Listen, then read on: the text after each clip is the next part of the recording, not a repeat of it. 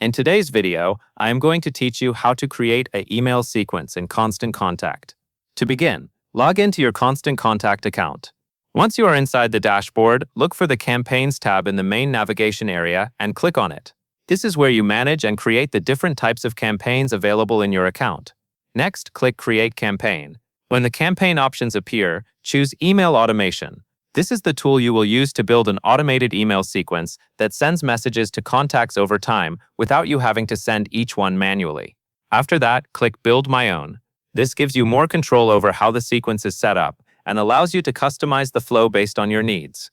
You will then need to choose a trigger. The trigger determines what starts the email sequence for your contacts. This is an important part of the setup because it controls when someone enters the automation. After selecting the trigger, choose the specific contact list you want to use for the sequence.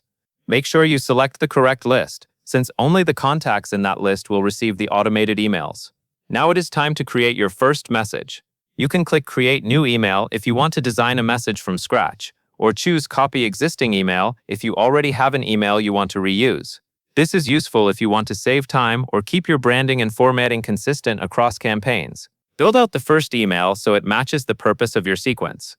Once the first message is ready, click Add to Series to insert the next email. This allows you to continue building the sequence one email at a time. You can repeat this process for each message you want in the automation. After adding your emails, set the time delay between each one by clicking the delay block.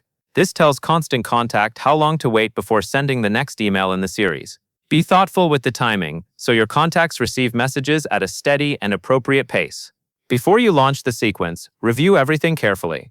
Check the order of the emails, confirm the selected list, and make sure the timing is accurate. A quick review can help prevent mistakes and ensure the automation works as expected. When everything looks correct, click Activate to launch the automated sequence. Your email automation will then begin running based on the settings you selected.